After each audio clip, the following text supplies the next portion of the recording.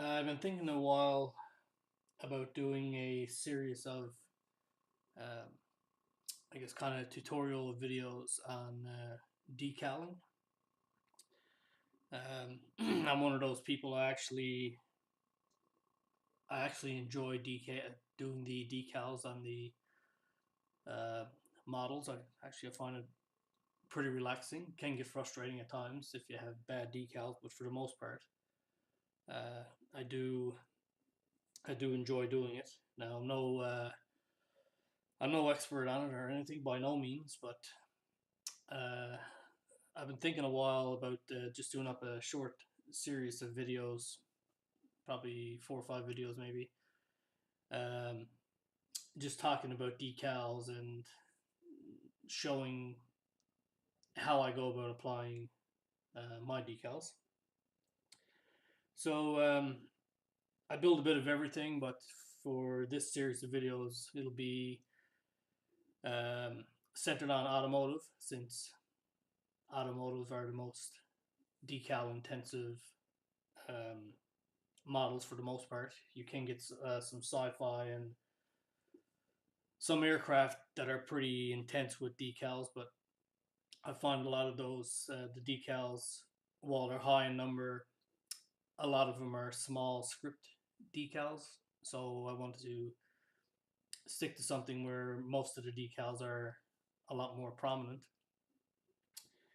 So if you're modeling vehicles, you're going to run into basically three types of situations.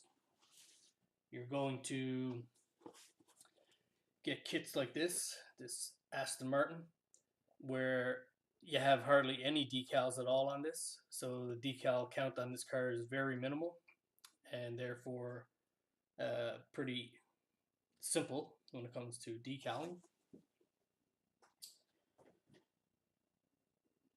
The next, what I usually say mid-level, is something like this. Uh, it's NASCAR race cars. Of course, they're usually pretty intense when it comes to the number of decals. This is one that I decaled, I'm going to say, probably 3 or 4 months ago, but the cage didn't build up too well, so now I just have a decaled body here. But you can see that one. And the other end of it would be also in the race car situation, but it's something like this, where it's basically an entire body wrap, where the entire body is covered in decals. Now, on these type of decaling situations, a lot of times the decals have to go on in a certain order because they're layered. You can see here, you have this decal here in the background, but then you have these other decals that are laid on top of it. So you have to watch the instructions for this type of decaling, because again, it goes on in a certain order because some decals lay on top of others. If you follow my channel, you probably might remember the Porsche that I did a little while back. That was kind of similar to this. The entire body was almost entirely covered in decals. And you can see here on the edge of the box, that's what the decal sheet looks like. So actually there are two decal sheets in this one. So some pretty intensive decaling there. The other part, of course, are the different types of decals that you can get. You can go from peel and stick stickers. This is a set here that came with a snap tight Revell Abrams tank.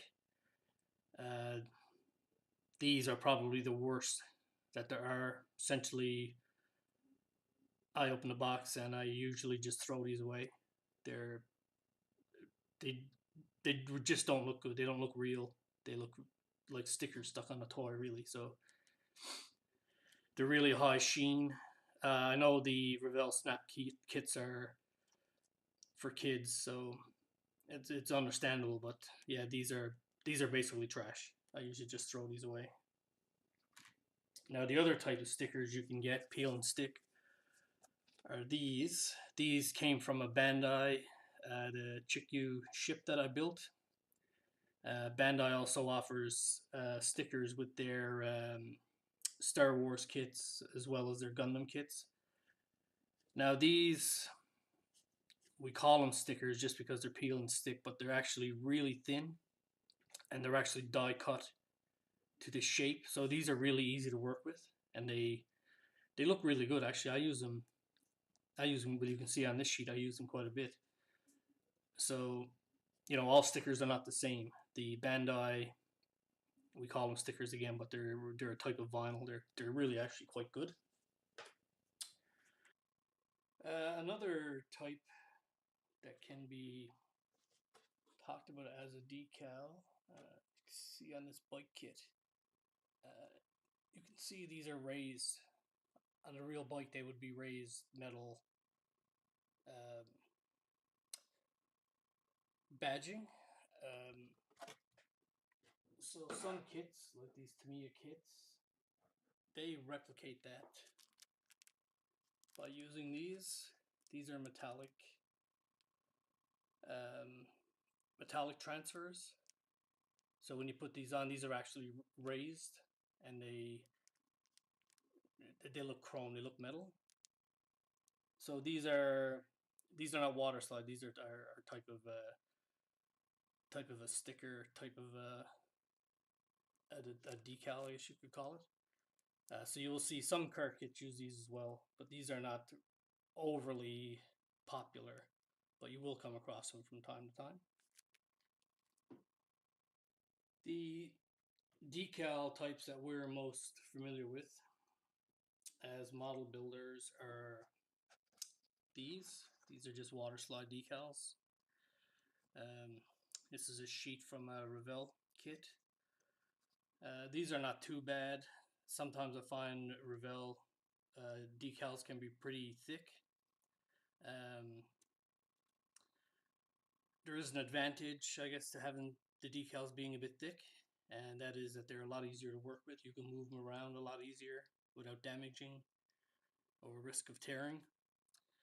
The one downside that I don't like um, is if you're decaling around a lot of curves, they tend to wrinkle a fair amount, um, and they're a lot harder to flatten out. Now that can be helped, of course, using decal solution and using warm water and some heat. Uh, but my personal preference, I would prefer thinner decals, and these are actually not too bad. These are fairly thin. Um, a lot of the Asian kits, like Tamiya and Fujimi, Aoshima, those guys, they use their decals are usually pretty thin. But as I said, if you're handling them a lot more, moving around, if you're not really careful, they can rip fairly easily. Of course, the older the decals are, the more difficult they can be to work with.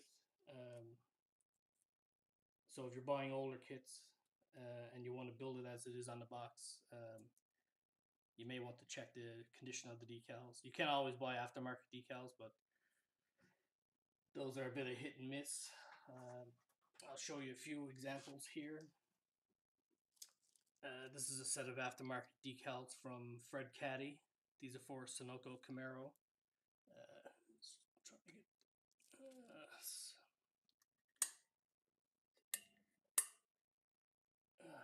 that might be a little bit better. Basically, what I'm trying to show you on these are also layered decals. So you can see here where it says Sunoco Camaro. You have the yellow, but then you have to go over top of it to get the black outline for it. So when you're buying aftermarket decals,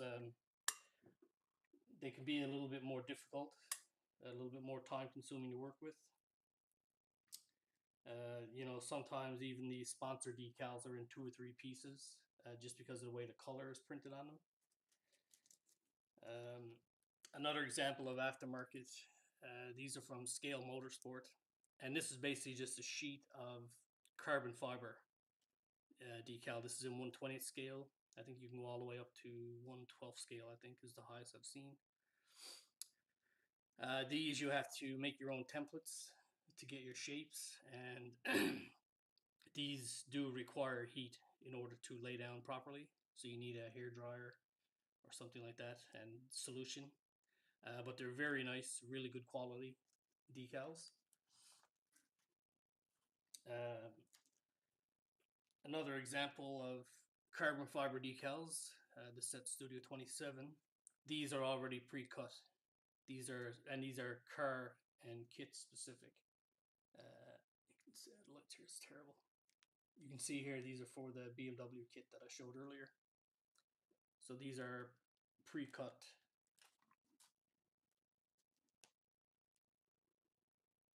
And these are also from Studio 27. These are decals to make a Lamborghini Aventador into a Dubai police car. So, you know, there are enough aftermarket decals you can build pretty much any specific car that you like. The other different kind, somewhat different, Tamiya especially does this.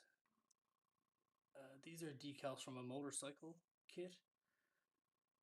Tamiya use a lot of times they use real rubber for their tires, and they probably have some of the nicer looking tires in model kits. They really look good, and being rubber, of course, they look really realistic.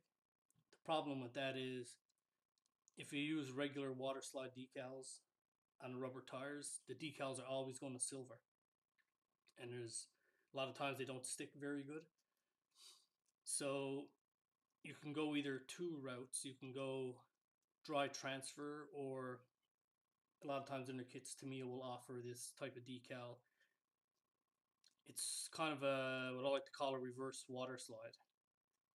So basically, what you do is it's kind of a cross between a dry transfer and a water slide. So you have to cut these out, and then you remove the paper, and then you turn them over and place them face down. So you're kind of placing it a bit blind. Once you have it where you want it to be, you then moisten your finger and just rub it over the back and let it sit for a little bit so the water can release it from the paper, and then you peel it away. They look good when they're done properly, but they're a bit more difficult to work with than normal water slide. But like I said, if you use an actual rubber, like Tamiya does, these look much better because the water slide will always silver. And the other one